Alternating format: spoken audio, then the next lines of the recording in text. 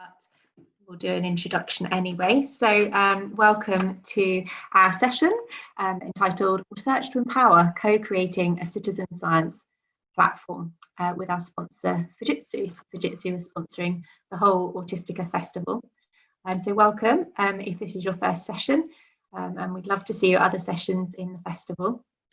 I'm going to leave introductions up to Kirstie, who's going to be chairing the session today, but I'm here for Autistica, so just wanted to thank you for joining us and just give you a few tips of how to get the most out of the session today.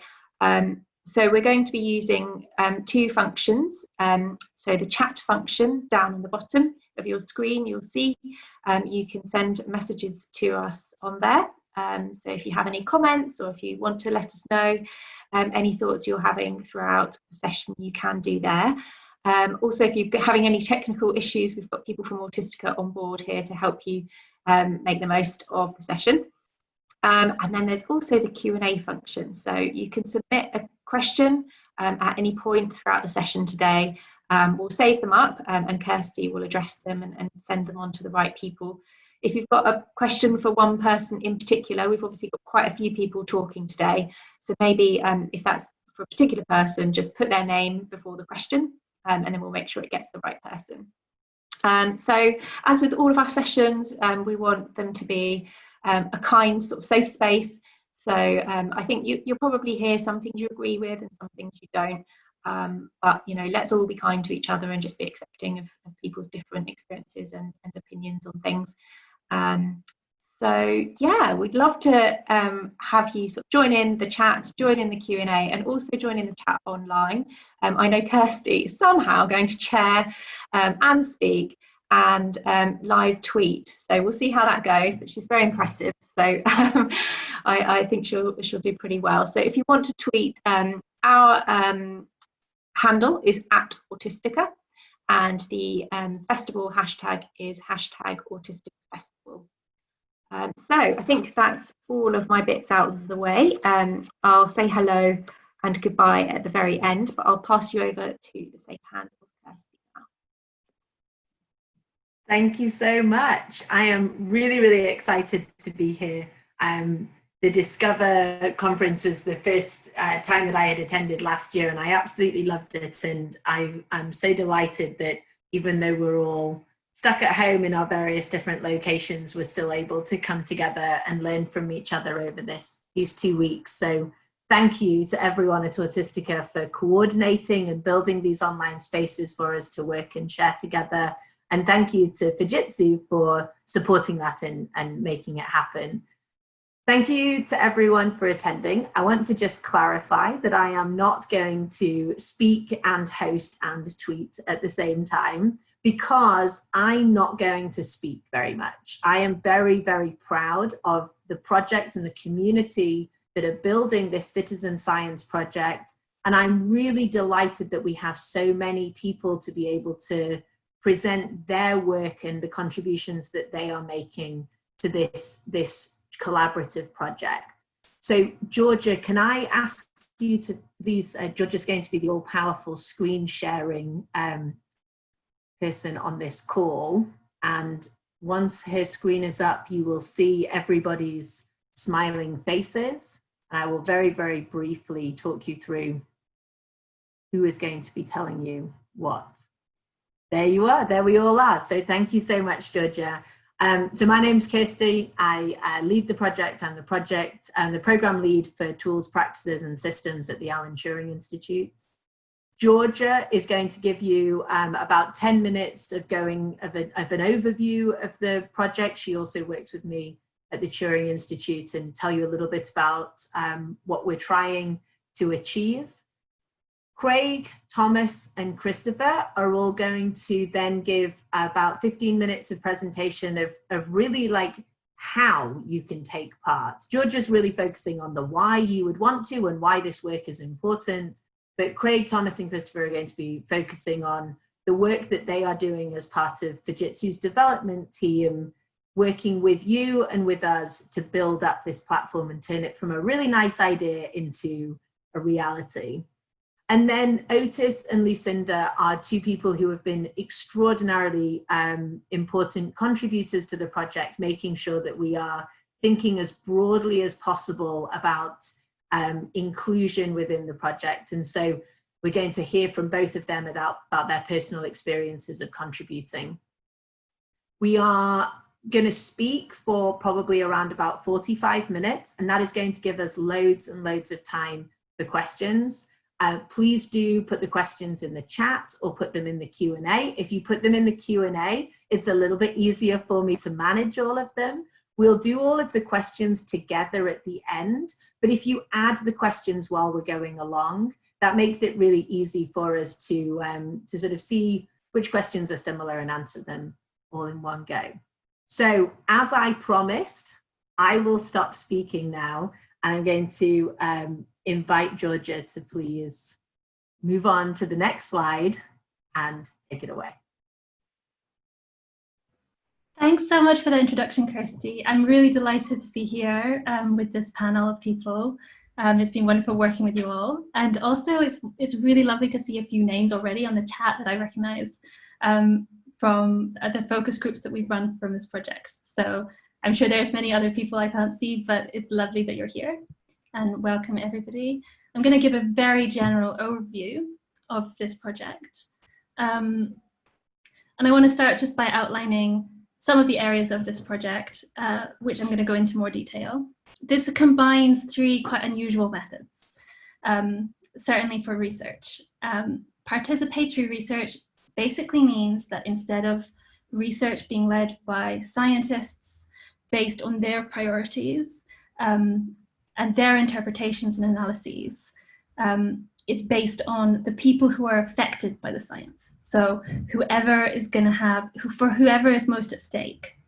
So in this case, that's autistic people, their families, their carers, their allies. So a big part of this is basically just making sure that they are the ones who are setting direction, making decisions, that we're basing the things that we're doing on what they think is important, not what is important for scientists in isolation. Citizen science is allowing people who are non-scientists to participate in an engaged way, so not just as research subjects, but actively. And open source development is where we build something technical, but we do it in a way that's open and accessible and transparent, so anybody can take part. And I very, very much hope that many of you do consider taking part. It's actually, it may look slightly kind of technical, but it's very rewarding. So I will get there. I want to start off by talking about participatory research in the field of autism in particular, and why it's so important. So this is actually a graph that's been produced by Autistica.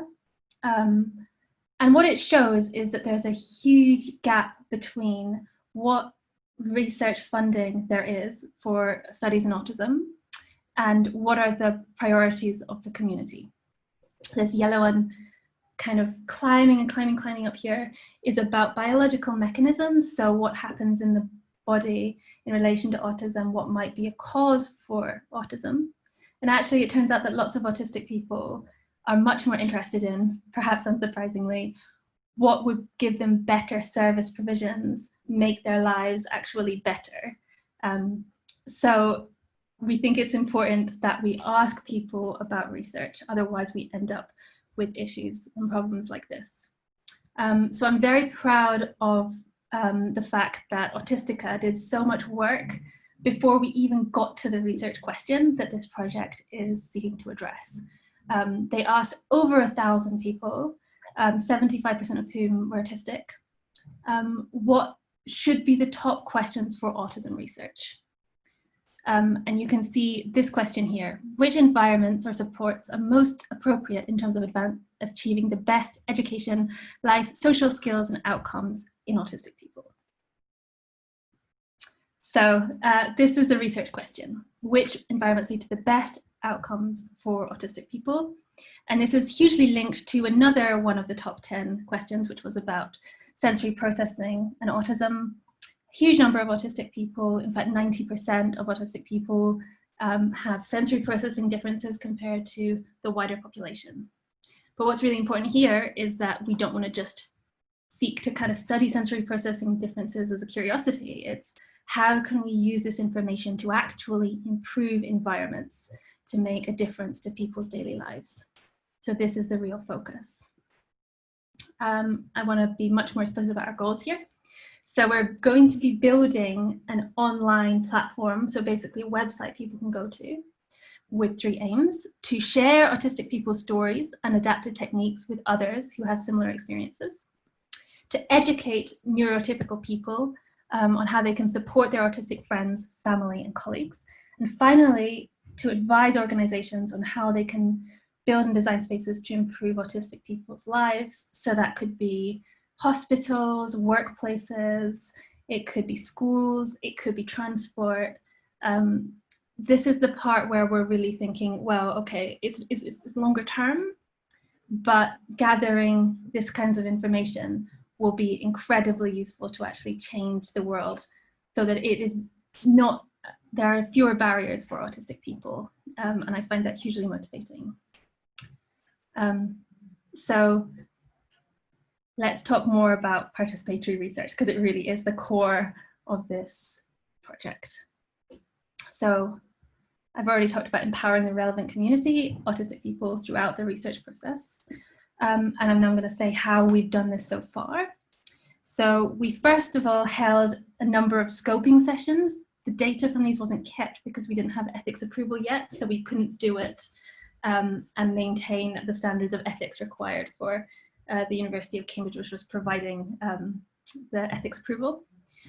But we did do a thorough ethics approval application, and then we started to collect information through really extensive conversations with people in the autistic community.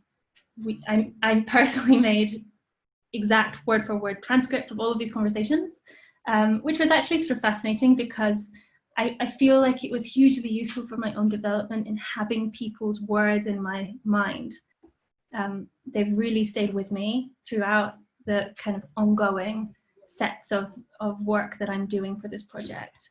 Then we made summaries of that information. So basically that was taking the most relevant information, and the themes have emerged from the discussions rather than being imposed in advance by researchers. So it should be even more related to autistic priorities than if someone had decided those in advance. The incredible Otis, who is here and is going to speak to you later, helped to design the key for those summaries. Everyone had a chance to review it. And now they are published on our GitHub repository, which is basically like a website that's used to build. So we're building the website we'll use to collect data ultimately on that site. And it's there so that people can actually use it to design features of the platform, which we're going to go into in more detail later. I really don't have a huge amount of time, so I'm going to skim over this, but I just wanted to use this illustration of this fabulous sensory processing map that was sent to me by Catherine Manning. So if you're there, Catherine, thank you so much. I don't know if you are. This has been wonderful for just giving a sense of why you need to ask autistic people to understand about autistic people's experience. I mean, it should be obvious, but unfortunately, it's not necessarily the norm in research to ask people to do their own analysis and categorization. So this, I think, is really wonderfully illustrative.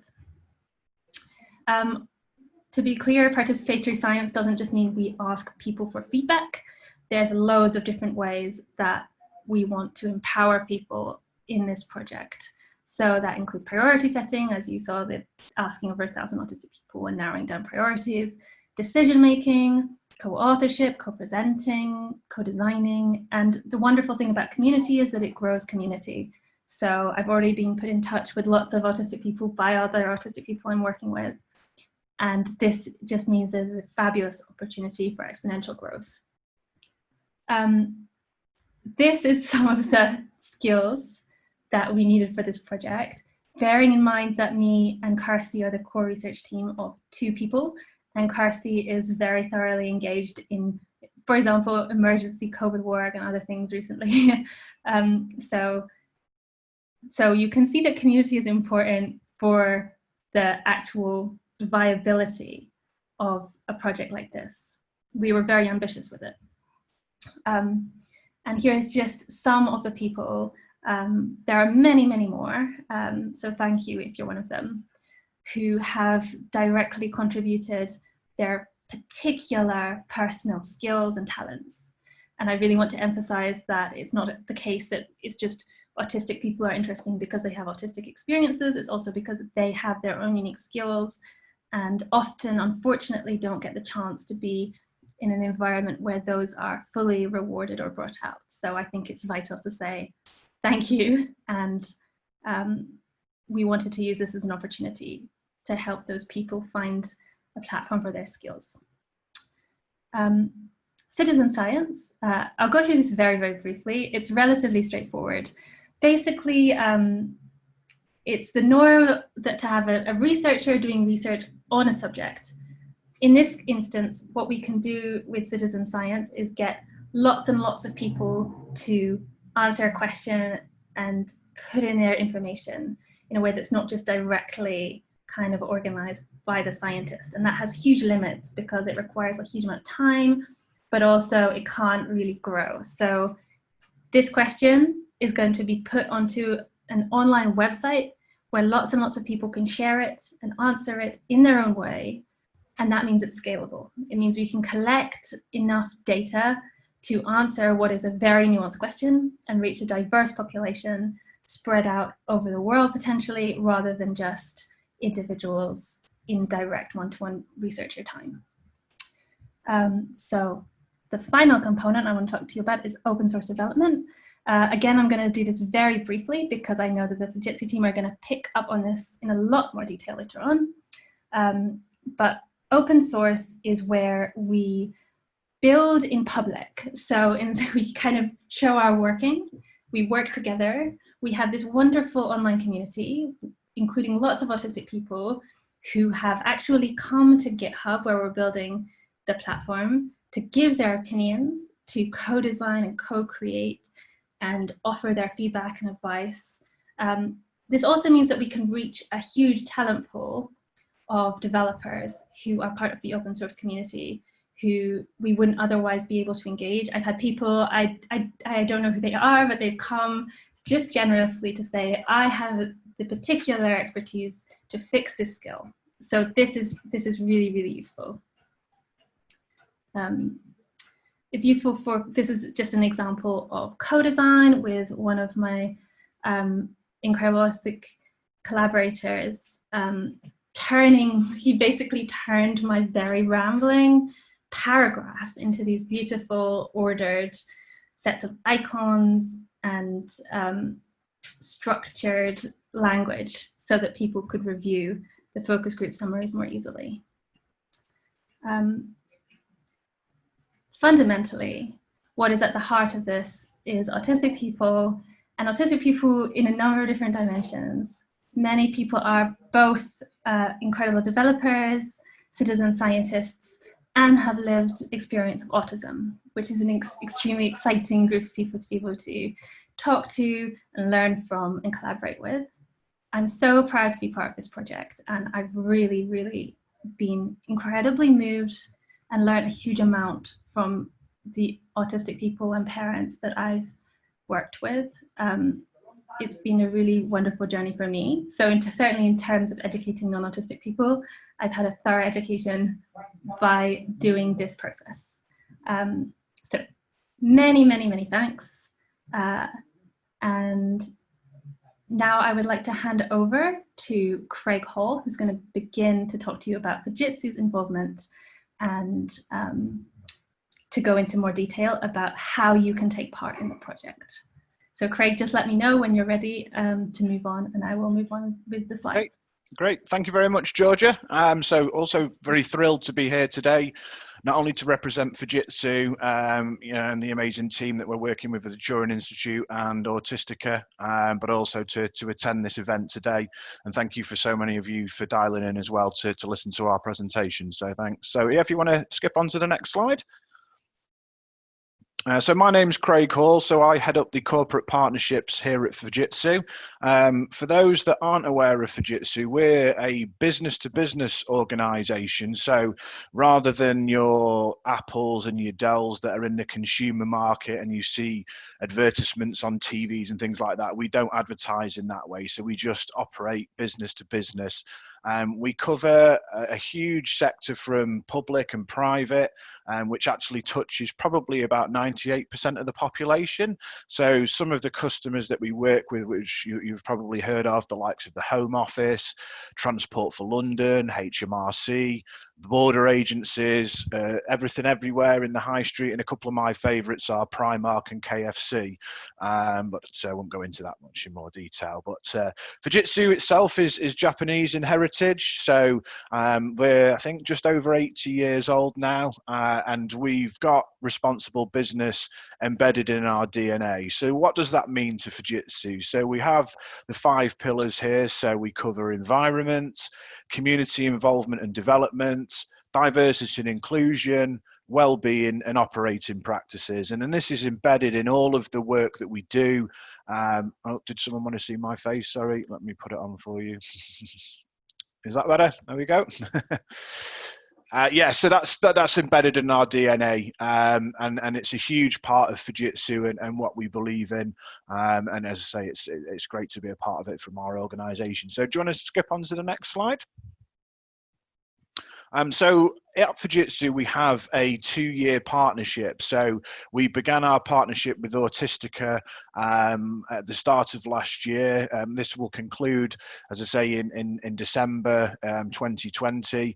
And my role in this project is I head up the corporate charity partnership. So I own the relationship with Autistica. I manage all of the fundraising, I manage all of the volunteering, and ultimately the most important part for me is obviously the pro bono work that we do, which I think helps to kind of really support the charities and leave that lasting legacy for them. It's great that we're able to raise money and support charities, but ultimately a project such as this is something that kind of continues for years and years to come, and it's hugely exciting, and I'm hugely proud to kind of have Fujitsu's kind of stamp and being able to support that. So you want to skip on to the next slide, please? Okay, so what do we do as part of this 2-year partnership? So at the very start, we kind of set out and put together a business plan, not only, as I said, around raising vital funds, but also looking at other ways that we can support Autistica.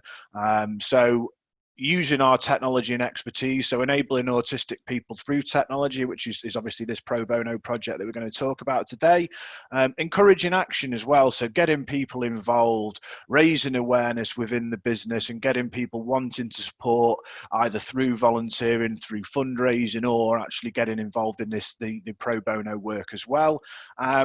We find that sharing our skills and expertise as well, not just through the technology side of things, but what else can we support? On Autistica, a relatively small charity in comparison to some of the ones that we've worked with in the past. But actually we can then use, our guys in HR, in finance, in marketing, and use, masterclass sessions to really upskill the team at Autistica. And I think for me, I've been managing these partnerships now for over 5 years. One of the things that I think has been great about the partnership with Autistica is raising awareness in general. I think having the conversations within the business with our friends, our families, both internally and externally, I think has been a great way to raise the profile of Autistica and the fantastic work that they've been doing in terms of the research as well. How we kind of got involved in this project. So we have what's called our Digital Transformation Centre, which is down in our Baker Street office in London. And like we do with pretty much all our customers, is we take our customers, and we took Autistica into this Digital Transformation Centre, and we were set the challenge. So what is it that Autistica and the Turing Institute wanted Fujitsu's support on? How could Fujitsu as a business and using that skills and expertise really support and really bring this project to life. So we spent, 3/4 of a day brainstorming, looking at the different technologies that we had, looking at the different skill sets that we were able to bring to the table. And then that then started us on our roadmap and our journey into the development side of things. So what I want to do now is kind of hand over to Chris, who is one of the key members of the team supporting the project, and he's going to tell you a little bit about how the development team have been working with the researchers at the Turing Institute, and how you involved on this call today can get involved and support that. So thank you for listening, and over to you, Chris. Thanks for that, Craig. Thanks for that introduction. Yeah, hi. My name's Chris Legg. I'm user experience designer at Fujitsu.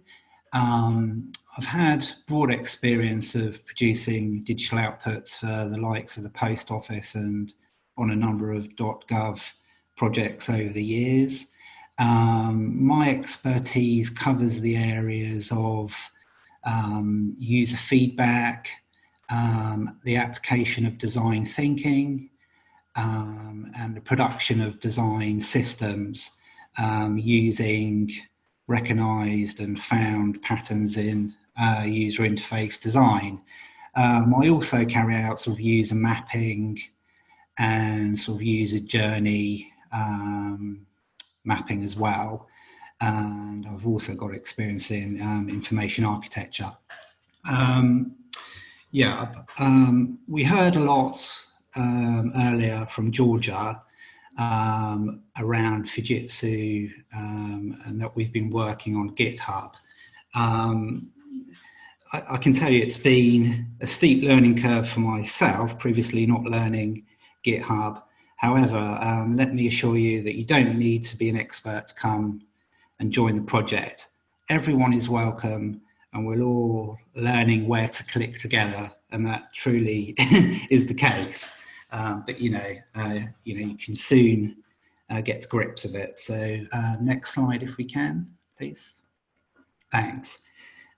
So here we're starting with a wireframe, which is a basic graphical representation of what the user is going to see and what we're planning to produce.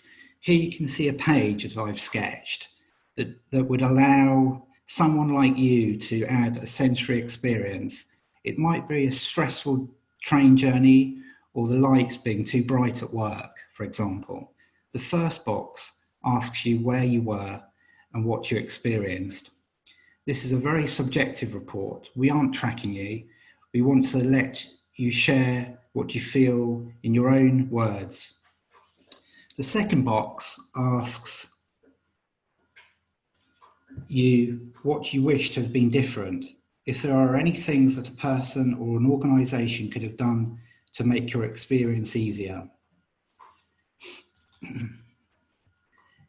I'd just like to take a moment to also thank Paul, who is a developer with us at Fujitsu. He's also an autistic member of our team who has been taking my wireframes and turning them into actual code. And we saw a slide for him earlier where it said code. We need for you to be able to see this for yourselves. So obviously this page is a wireframe. It's a good start, but it isn't perfect. We need your feedback. Next slide, please. So here we're looking at a non-verbal issue. In fact, one of the ways in which the input experience isn't perfect yet is that you have to type your words, and that isn't going to work for everyone. These are two quotes here from the focus group summarizing what Georgia described earlier. The P means that it was a parent who made this first point, that we have to include people who are non-verbal if we're going to represent all autistic people in the project. So the first quote is, unless we do include people who are non-verbal or not, or minimally verbal, they're going to continue to be a neglected group, which is a good point. The second quote is from an autistic person having the option to upload photos or pictures or voice recordings of people. Yep, so next slide, please. Thanks, great. The first step in our design process is to create a user story, and here we've got the same example, which is issue 200 there, non-verbal communicator for means of inputting information. We save this user story as an issue in GitHub, as we've seen previously. It doesn't really matter the words we're using here. We can think of these as just tasks that need to be completed as we work on the project. I know this user story is a little difficult to read, but it says, as a general user of this platform, I would like to have a non-verbal means of inputting information to the platform because it will enable non-verbal users to share their experiences. This task will be completed with a non-verbal means of inputting information as it's been tested with a range of users in the wireframing software XureRP that I use. So basically there I'm saying that it will be reviewed by the community and tested. You can also see that we will save our research into how we did this work in the GitHub folder, so that, just like with the focus group information, anyone else can benefit from the work we've done together. Next slide, please. Further down in the conversation on the GitHub issue, you can see that I've captured a few requirements from the focus group summaries.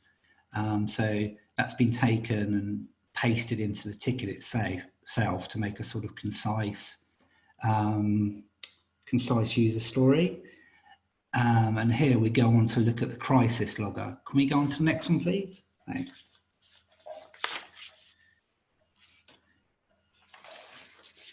We also felt that it was important to add a further note and reference to a similar project called Crisis Logger that I mentioned previously, an open source project by the Child Mind Institute that allows people to share how they're feeling via video, audio or text. Our goal is not to reinvent the wheel, but to learn from what others are doing and build on those tools as needed. Next slide, please. And now even further down in the issue thread, there are a few links to go to the wireframe research work I've been doing. So they link onto wireframes that have been produced in XureRP. Next slide, please. Thanks. I don't have time to show all the wireframes now, and live demonstrations are always rather risky, but I hope this screen capture shows you one of the ideas we're thinking of. The next step is to hear your feedback.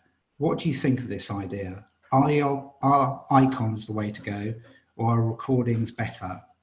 You can give us feedback either by going to the GitHub issue I've shown you, or next slide, please. Or you can add your comments at this always open Google form. Great, next slide, please. And if you're not sure what to add, we have lots of different prompts at this page, wireframes, community questions, that I hope will help us build a really valuable tool for us all. I've taken you through just one little example here now. I'm going to hand over to my esteemed colleague, Thomas, to tell you just a little about how we combine open source and agile development across the project. Over to you, Thomas. Thank you. Okay, thank you, Chris. So I'd like to provide an overview about how we manage development activity in this project. And to do this, I'd like to talk about how the project management board Fujitsu uses used to manage development work. So in other software projects that Fujitsu are involved in, we typically use private project management software, which we use to manage things like software requirements and work activity. However, from the beginning of our involvement in this project, we understood that actually the approach of keeping work private within our own bubble was not really appropriate because of the ethos of the project for being open for all, so that all members of the community can be involved with the development of this. And so for this reason, we've chosen to put our project management board on a tool called GitHub, which is the same tool that is used to keep all of the files for the management of the project in general. So as you can see by the screenshot of GitHub as presented here on the screen, our board consists of several columns, and they contain cards of tasks or work items that we feel that need to be developed. So each column represents a specific stage of the development process. So the first one on the far left is the product backlog. And this is an area in which we're placing tasks which we feel are very important for development, but we're not assigning that for development activity yet. It's important to note here that I think Chris mentioned earlier on that in his handover to me that we follow an agile style of methodology. And what that means is, as opposed to more traditional software projects, we are much more communicative in terms of the way in which we prioritize and manage work. So every couple of weeks, or every week rather, we sit down and have a team conversation with involving the Alan Turing Institute to discuss the most appropriate work that Fujitsu can be involved with, and that influences the product backlog every week. And every 3 weeks, we enter what's called a new sprint of work, and this is a package of work that we assign the developers to work on over a set period of time of 3 weeks, and that is referenced in the to-do column, which is the second column along. And from this column here, we then pick up tasks when we are ready to develop those in the sprint cycle, and those go into the third column, which is in development and in progress column. Can we move over to the next slide, please?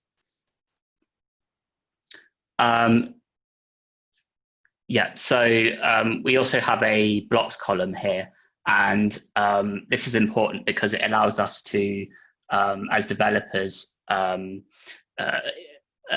highlight areas in which we are struggling with the development. So maybe we need more information from the community for us to progress the task. And so through this column here, this blocked column, we can essentially highlight to the community ourselves that these issues need addressing from a further community involvement perspective. And so we see in here we've got a develop head down secured engagement component, which we think needs more information to progress. When we have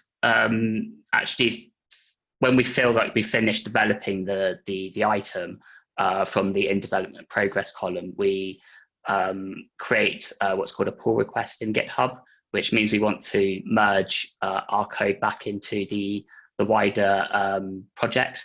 And so we have a column called in pull requests awaiting review, which we again move from in development over into in pull requests to highlight that. And we also have a ready for testing column as well. So this is in relation to when we're adding in functionality. From a function perspective, and we want to test that to make sure that it is the function is doing what it needs to do. We have a testing column there as well for that. So we highlight that we've kind of developed it, but it needs to be tested. Can we move over to the next slide, please? And we also have columns for done. So these highlight the final stage of the development, which is that we've had them tested, we've had the tasks reviewed, and that they've been correctly merged back into the repository on GitHub.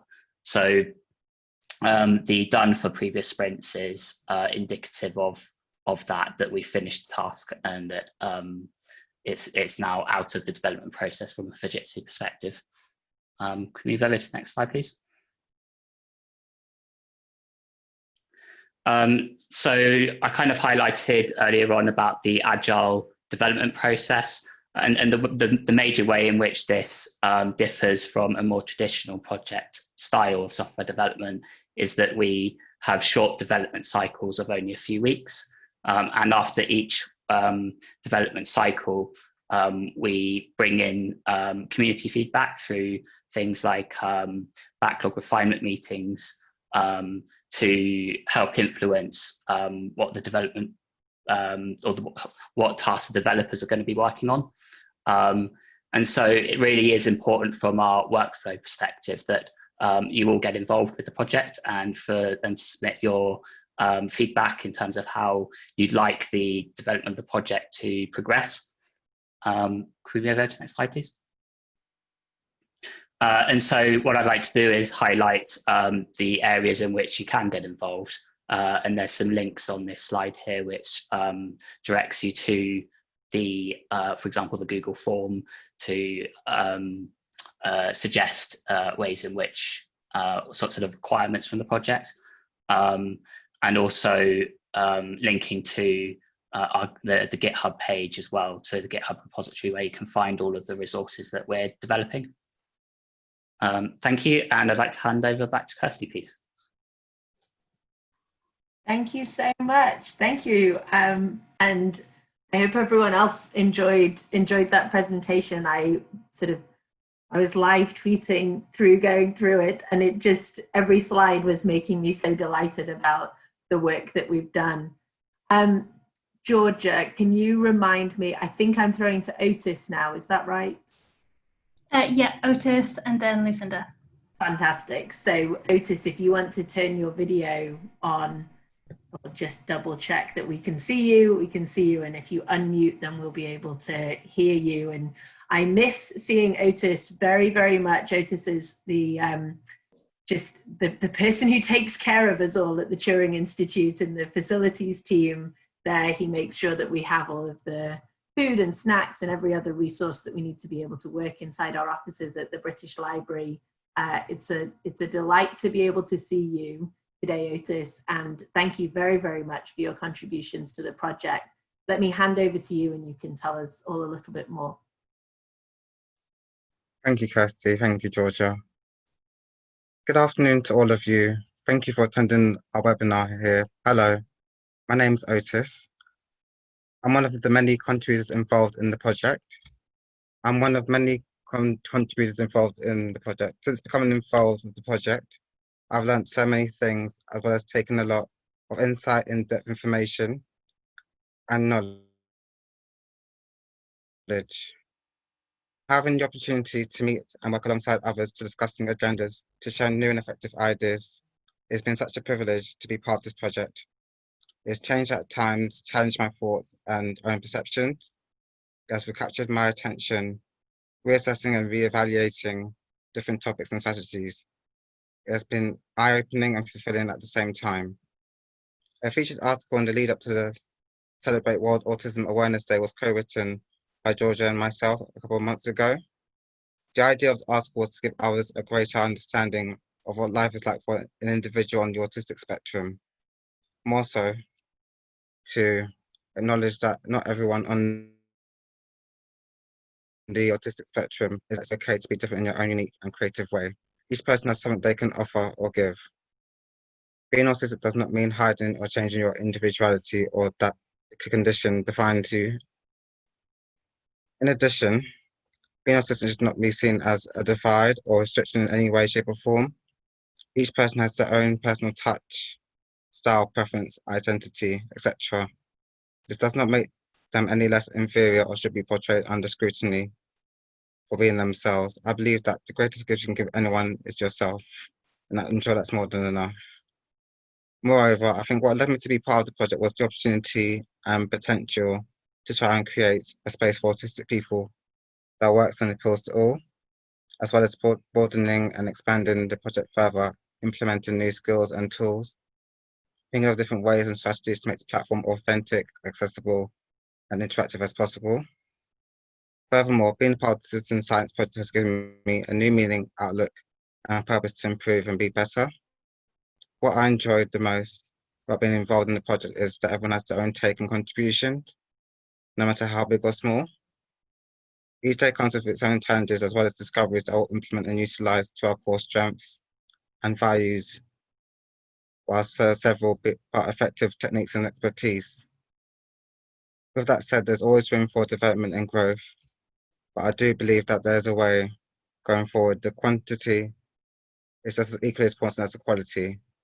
Being a part of this journey has been worthwhile and very useful. It's taught me so much more than ever, and I appreciate it. Thank you. Thank you so much, Otis. Thank you so much for sharing that, sharing your experiences. And Georgia put a link to the blog to a blog that she and Otis wrote for Autism Awareness Day that we really encourage everyone to check out. Thank you for the contributions. Lucinda, let me pass over to you. Thank you so much for being here. Hello everybody, I'm Lucinda and I'm a mother of an autistic young person. First of all, a quick disclaimer. When I describe his autism and the way he is, I don't want to offend anyone. I don't know what terminology I should or shouldn't use, and because I've lost track and I don't study it. And so just to say that I don't want to upset anybody. Anyway, my son is now 21. He is severely autistic with, well, complex. He has complex autism with severe learning disabilities. He cannot read or write or speak, although I think it's minimally verbal. I've never had a conversation with him ever, and I don't think I ever will be able to have. But obviously in 21 years, I know him very well. I have never been approached by any other charity really who seems to understand the breadth of autism, and I don't think I'm alone as a mother of a young person like my son in feeling marginalised often and invisible, often for very obvious reasons, because Fred can't text or hates video, hates computers actually, not interested in keyboards or anything. So I am his voice. And so I was very happy to be asked to help with this project to represent not only him, but other young people and adults like him. So that's why I'm here. And I was more than happy to do it and very happy to be asked. No, what was I going to say? What else can I say about it? One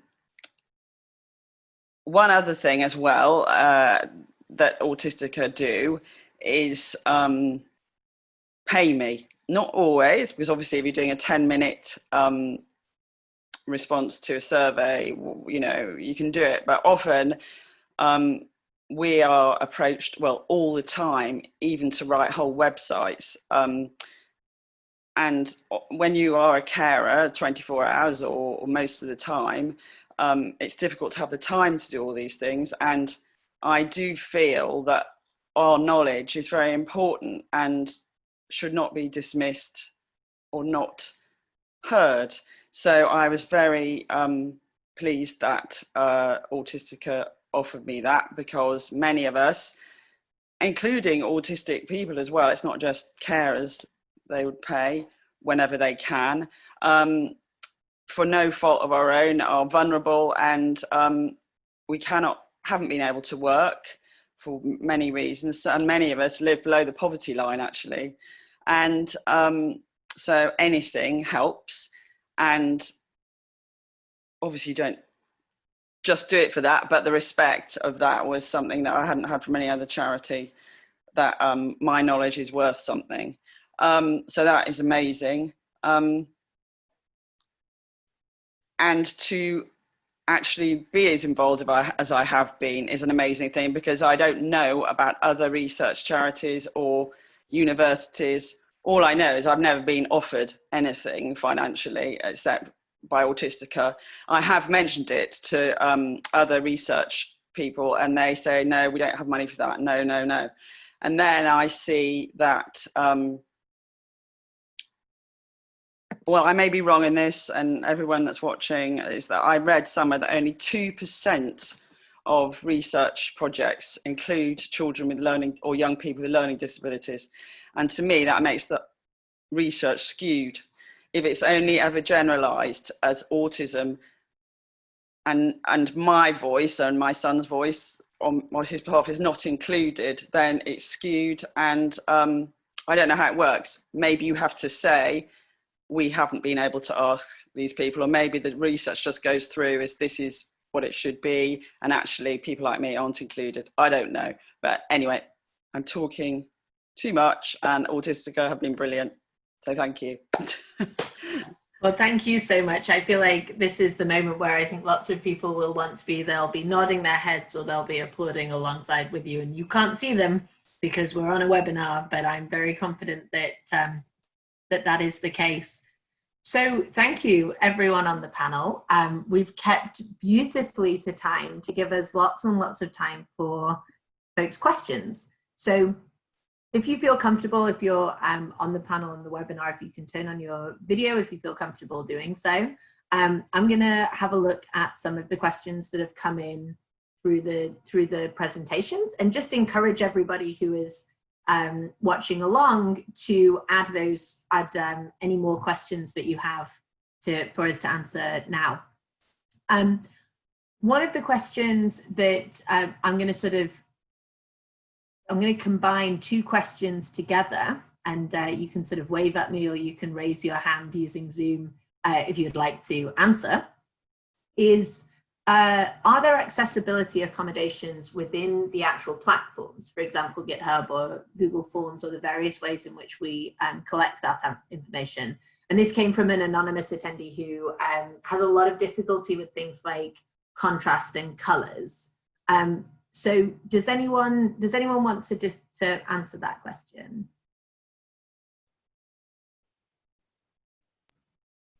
I can answer that question. So it's actually quite difficult during the co-design phase that we're in right now to make those kinds of adjustments, because we're using this time to understand things. Like your comment there about what would make it easier for you to take part is actually something that we need to hear. So thank you very much for giving us that. We have thought a lot about different routes to involvement. Some people, for example, don't like writing, and I can talk to them by phone, for example, text, email, as well as all of the kind of GitHub and forum options that you've seen. But really, this is why it's so important that everyone works together. And if there's something that is difficult or off-putting to you about the process, or it's something that would make it easier, then just hearing that from you is incredibly useful, because then we will do something about it. And one of the things that I'll just add on top of that is we have two phases of the project. So at the moment we're in the co-creation, co-design phase. And so at the moment we're not actually collecting your experiences, we're not actually collecting information, we're building the platform in collaboration with all of you to make sure that when we have a platform that we can then put into production, we can sort of open up and collect everyone's data. There's lots of other areas of work. So you saw Katerina with someone who was at our focus groups, and she has a legal background. And so she's been helping us with making sure that as we write our guidance for how we're going to manage your data, that we are thinking responsibly about how we manage that data and how we communicate all of that to you. So the point is that this is the co-creation phase. Then there will be, because it's a research project, we'll have to get ethics approval, and that usually takes a little bit of time. I have to say, as chair of the ethics advisory group at the Turing Institute, I do think it's a very important piece of paperwork to do. It often feels like it's a little bit slow, but a lot of times the questions that come up in an ethics approval process are really sort of important in having you think about what you're going to do with somebody's data, why you are collecting that data, how you can make sure that they have access to the data again, and how they have the right to remove the data from the database. And so we're thinking an awful lot along those different lines. And when we when we've completed the co-design phase, then we'll move into getting approval, and then we'll start collecting that data.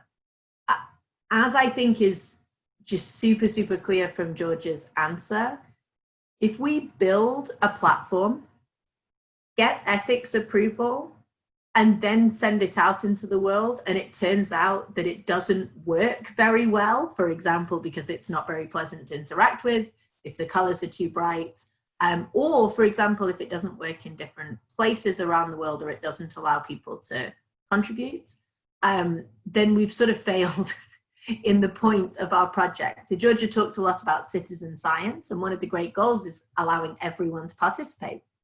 If you can't participate because you don't like the website, because you find it very difficult to interact with, you don't understand it, then we're not building a citizen science project. We're just trying to get a whole bunch of people to share their data with us, and that's quite a big difference.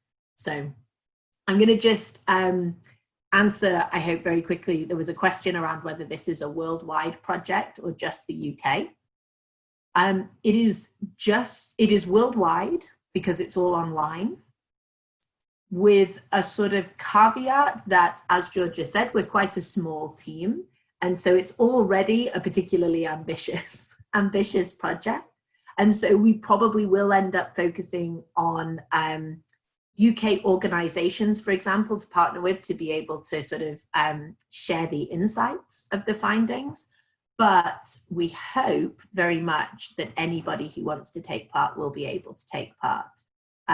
We are working on, there's an issue and a wireframe designed for if you want to put information in different languages. So that's whether you live in the UK or not. Just if your preferred language is something other than English, then you're able to input in those in the language that you feel most comfortable inputting in. And we hope that other people will contribute and join from around the world. Let me come back to my list of questions. I'm going to, sorry, just let me scroll. There's a question here. There's a question here for Craig. What happens at the end of this year when the Fujitsu partnership with it's actually the partnership is with Autistica, but potentially then that means that the partnership with the Turing Institute ends. What's going on with that? Oh, you are. Unmute myself. There we go. Yeah. So thank you. Yeah. So the plans are that we're going to be able to, obviously, the partnership concludes in December this year. However, at the moment, we're just launching our employee votes. So Autistica are back in the frame to potentially extend the partnership for further 2 years. So if that is successful, it will continue for another 2 years. If not, the development team will ensure that when we finish in December, that we hand over a product that's usable for yourselves. And obviously there's the opportunity also through GitHub for other people to kind of continue and support from a development perspective. So. Yeah, that's right. So the vision and one of the goals of working openly and kind of putting all of our information publicly available on GitHub is that we aren't actually reliant, no one is reliant on any individual organization or person within the project, that everything is able to live on. Thomas or Chris, I wonder if you could answer this question of, can the settings of the platform be customizable to make it easier for different, I think this is supposed to be different people to use, or different ways of using it? So should I answer that, Christopher? Yeah, if you like, Thomas. Yeah, you answer it, then I can add something if needed. Yeah, cool. So this is actually something that we've been thinking about quite a lot in terms of the development aspect. And in terms of the wireframe designs that Christopher has been producing on this project, we have been thinking quite a lot about how we can kind of personalize the experience of each user to help each type of user get the best out of the platform that they can, whether it be through personalizing the interface in relation to what kind of person you are, whether you are somebody who supports someone with autism, or whether you do have autism. And there's things like accessibility features and things like that, which you should be able to optionally turn on and off as well, depending on your preference as well. So yeah, this is something that we are thinking about a lot in terms of the design.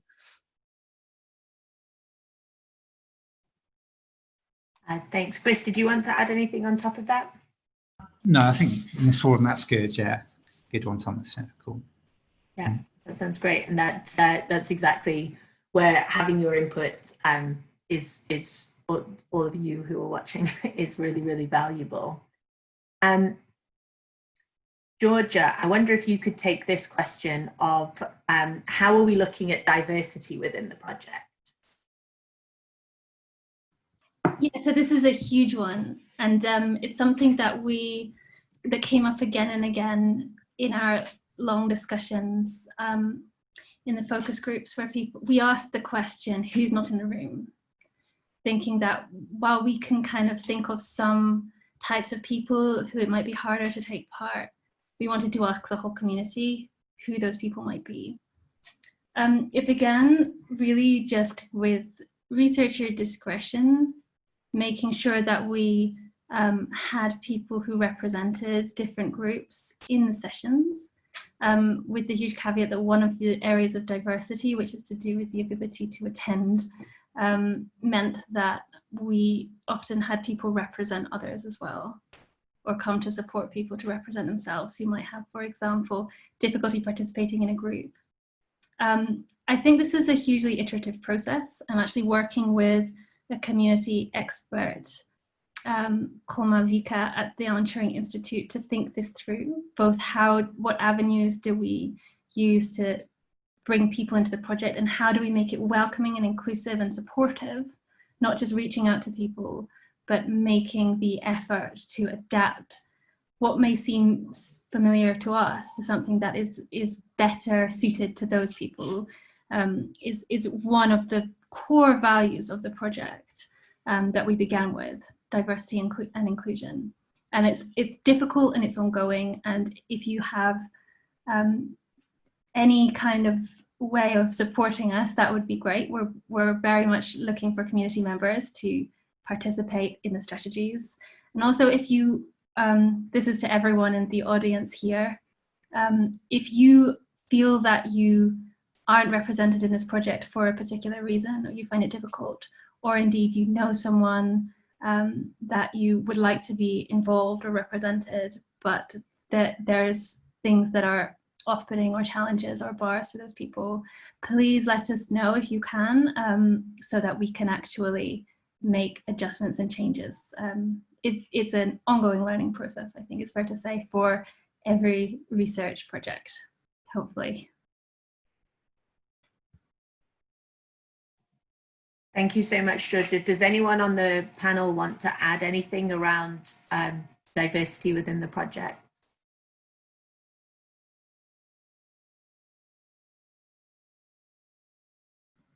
Can I add an extra thing? Yeah. Sorry.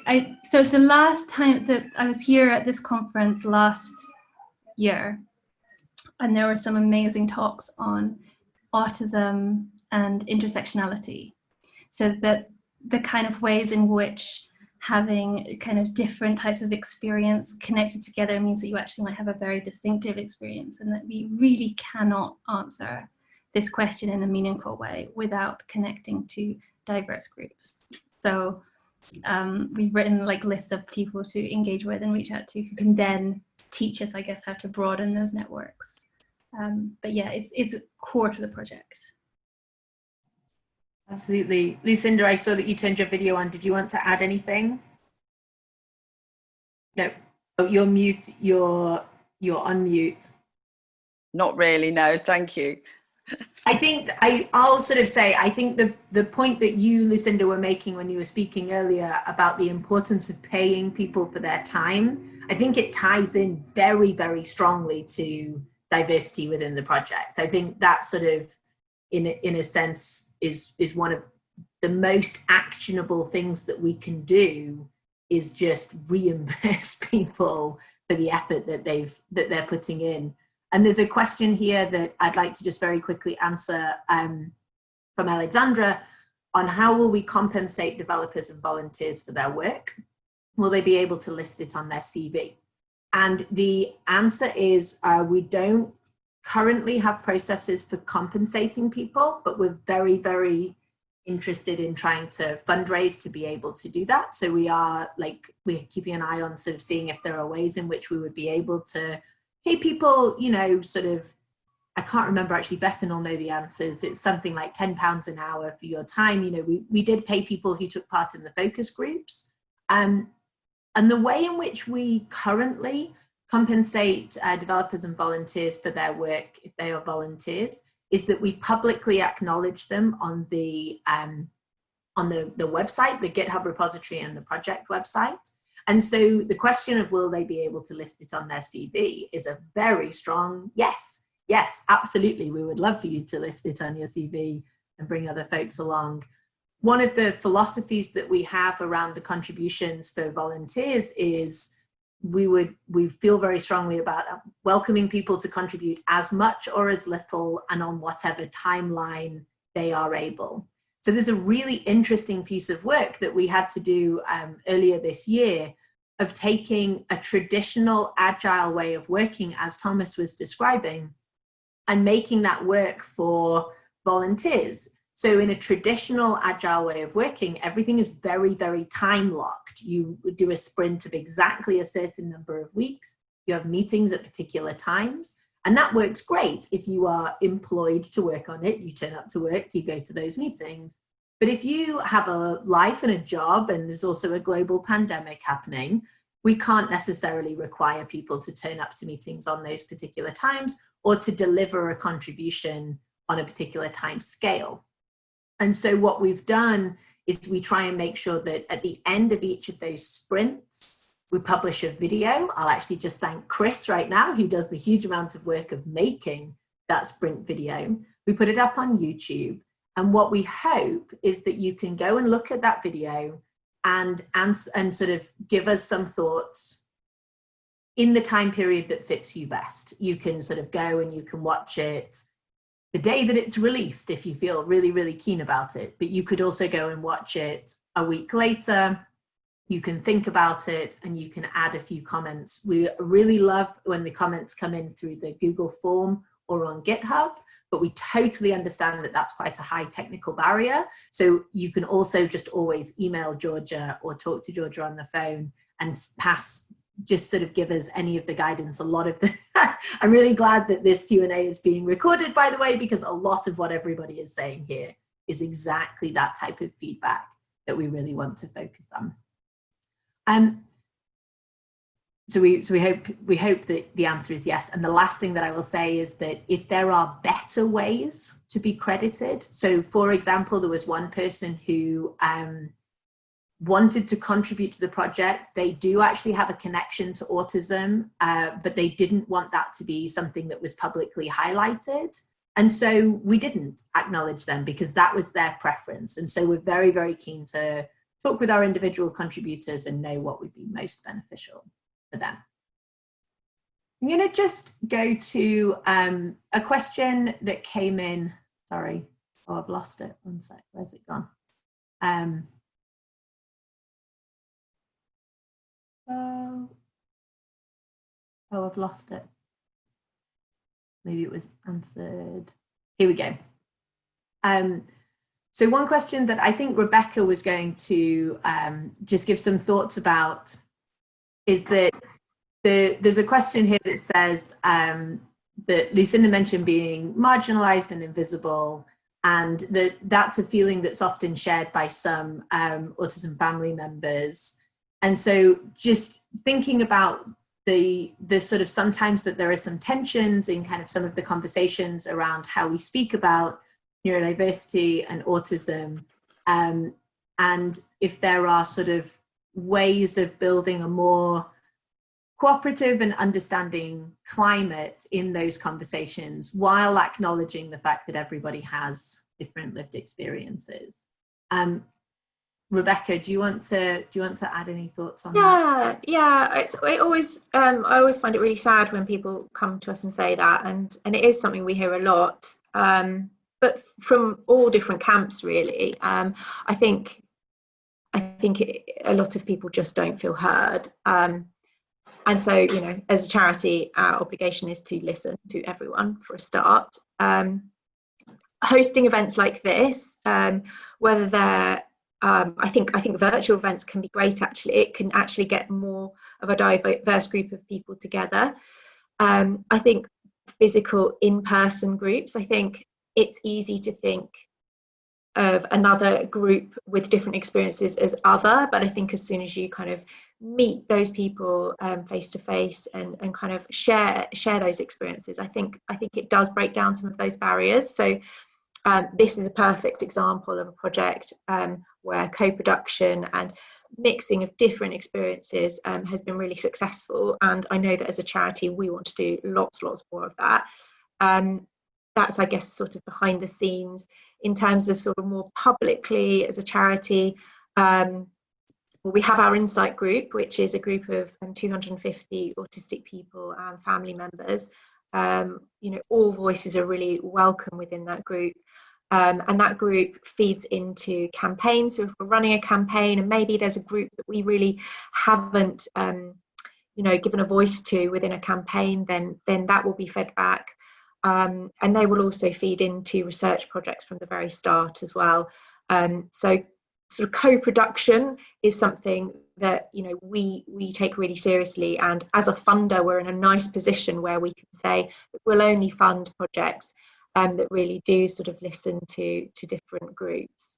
I think, you know, thinking about social media, it's a real challenge trying to get that to project into the social media world. It's a very angry, frustrated place. It's very black and white, and that's really difficult. And I think just having those conversations and making them productive is going to be really key. And obviously we want to kind of project as many different people's experiences as possible, so hopefully everyone will understand a little bit better. I really do hope that these small things that we're doing and that researchers around the country are doing, it is going to try and slowly improve that situation, because a lot of people feel very marginalised and not heard, and I think that's both in research and across sort of support and services, you know, and government too. So, you know, as well as the research, obviously all of our policy work as well is going to be really trying to kind of balance that out, and also measuring. You know, we have an impact plan. We looked at, you know, what's got funding and what hasn't. As Lucinda said, you know, those with learning disabilities are often, you know, seen as too complex to research, which is crazy, because actually that means that group are being sort of further marginalised. So we really need to do more to understand these groups that might be a little bit more complex, but really need our support and really need more research. So measuring what's going on, looking at the data. You know, we're data people. We like looking at data to guide what we do and where we focus our efforts as a charity. That's great. Thank you so much. Lucinda, I know you wrote an answer in the Q&A, so I couldn't find it earlier, but let me just tell everyone who's watching along that if you go to the answered column and then you scroll up and down, you'll be able to see the question and also Lucinda's answer to that one. Is there anyone else on the panel that wants to add anything on this point?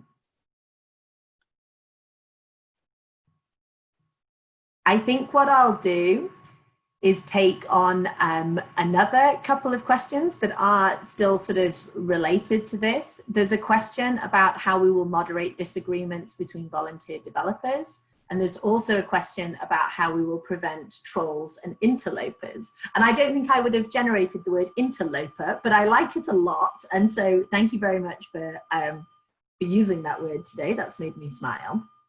Although the point about trolls and people barging in and sort of being bad actors in the space is a very serious one.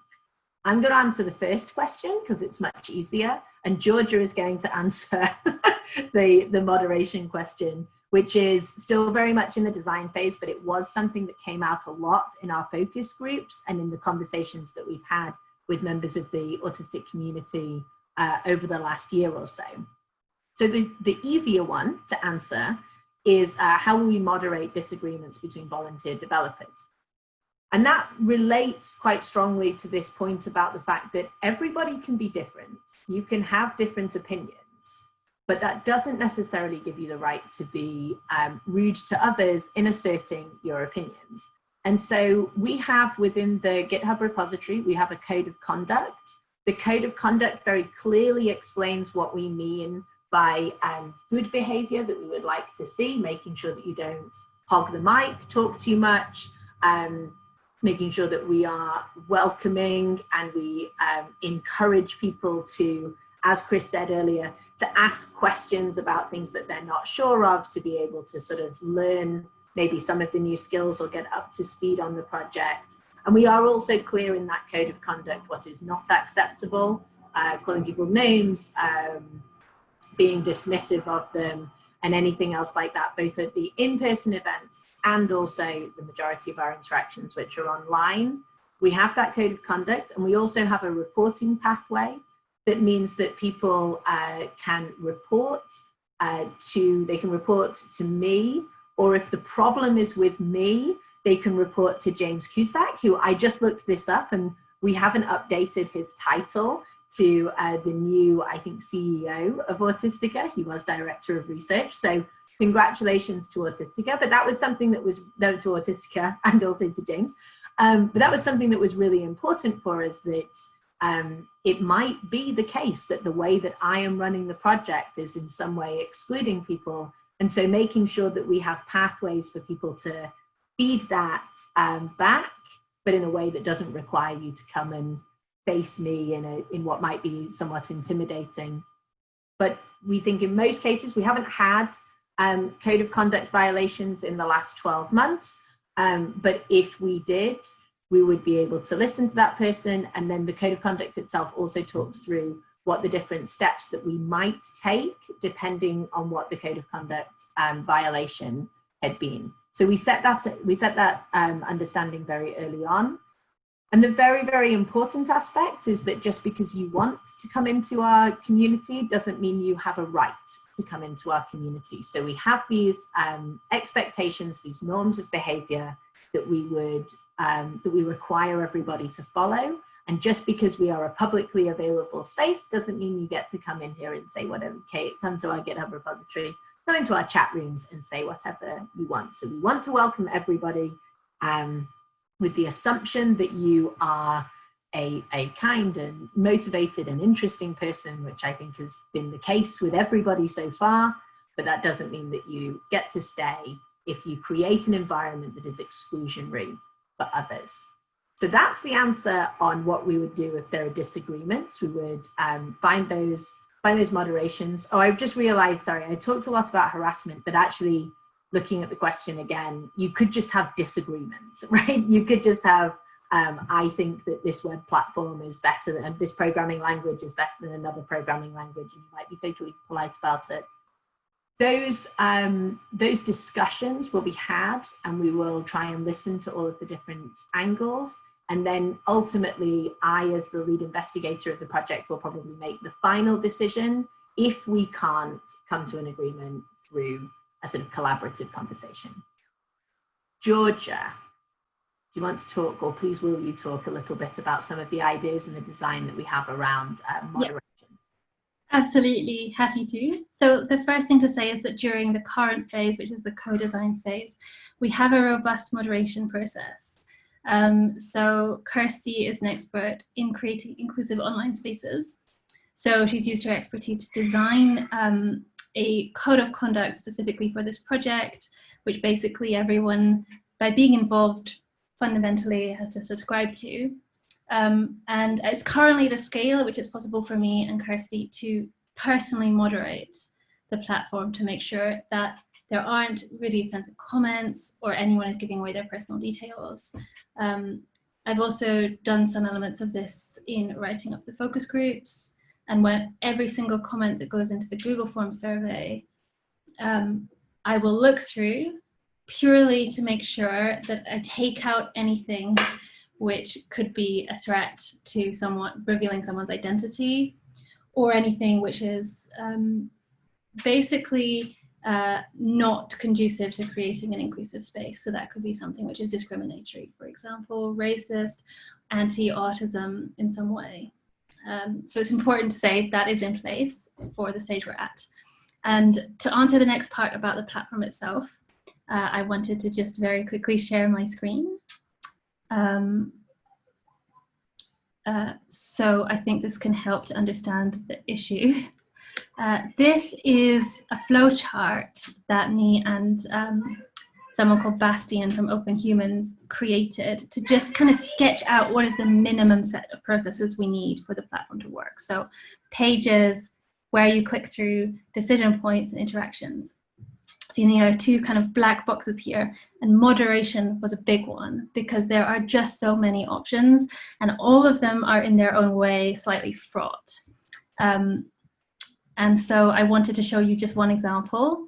These are some of the considerations from just one of the focus groups. Comments from community about how we should moderate. It emerged as a really profound theme, so I took them and categorized them in accordance. There's just a lot of different issues here. So one is you don't want to censor people, particularly people who often don't get heard. Some of the people in the groups were saying that they were called rude by neurotypical or non-autistic people when there was nothing inherently offensive about their behavior. It just wasn't the same as the kind of conventions or norms that some people expected them to conform to. So we would really try very hard not to moderate against that, because that would entirely defeat the point if we were moderating on the basis of prejudice. On the other hand, people were saying that they wanted us to be very careful about things like racism and sexism, and indeed we would definitely moderate for those things. It's one of our core values. I don't think either myself or Kirstie would be interested in being part of a project in which that wasn't fundamental. So there's lots of different things we can moderate for. One of the big questions was around swear words. Do you allow some form of self-moderation so people can censor what they see in case there are things that they don't want to see? Should you split up the comments from autistic people and parents, because some people prefer there to be just an entirely autistic space? I know there's been a conversation around this with Lucinda representing her son. She is an incredibly passionate, energetic, kind of indefatigable sort of advocate of her son. But I know that some people who we spoke to had difficult experiences, which meant that they were wary of being spoken for about when they could represent themselves. So these aren't questions that I can answer. It's not really up for me to answer. There's nothing at stake for me. This is something that we need to agree as a community, and doing that in a way which privileges autistic voices. Which is why I think the participatory science element is important, and why all of this information should be factored in to the version that finally gets made. I would say that there won't be an outcome that will satisfy everyone, because there are in here some directly contradictory statements from different people. And everyone's voice is important, but that doesn't mean that we aren't hearing you just because the outcome isn't exactly what you may have wanted, and that goes for everyone. Unfortunately, I think the most important thing is that it's not done on the basis of an instinct of a single researcher. It's done on the basis of an extensive consultation process. The other thing is in relation to the not just what gets moderated for, but the way it gets moderated. So do we have sort of people who are specifically there to moderate? How do we write the code of conduct, the basis, which forms the basis of their moderation? Do we let people who kind of post regularly without being moderated become themselves moderators? So many options around, do we let people know why their comment has been removed? Do we offer to have a dialogue with them about it? Do we change it? So yes, it's a complicated question, and it's going to be a difficult and slow one to work out, because we have a kind of obligation to really work through all of these quite passionate views on this subject. So bear with us, and if you have a passionate view yourself, let us know. That will also be incorporated. Yes, please do. And I can see that we're on 4:56. So as I had guessed, we got some really, really spectacular questions. We haven't answered all of them. They are all excellent questions. There was one from Sarah asking how autistic people can get involved. I hope that the links in the chat and some of the answers have sort of answered that question as well. But if anything is not clear, then please send an email to Georgia if you can find her email address. Hopefully it's easy to find on the project webpage, but also if you send an email to Bethan, she'll be able to pass it along as the coordinator for the wonderful, wonderful Discover Network. So thank you very much to all of the speakers. Thank you to everyone for all of their hard work on this project. Thank you to everyone who is watching. And Rebecca, would you like to just close out? Yeah, just again, thanks to all speakers and everyone that's attended, and obviously huge thank you to Fujitsu, who have sponsored the whole festival and really supported so much of our work, not just this project, as Craig was explaining, but also helped advise on everything from sort of comms to fundraising. They've been great.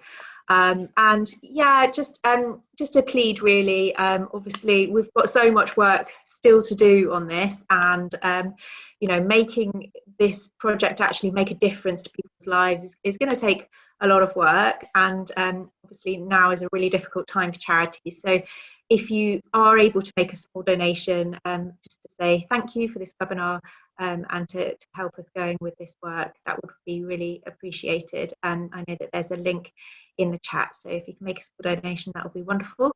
But look forward to seeing you at other Autistica events, and really appreciate you joining for this one. Thanks so much. Bye bye. Thank you, everyone. Thank you.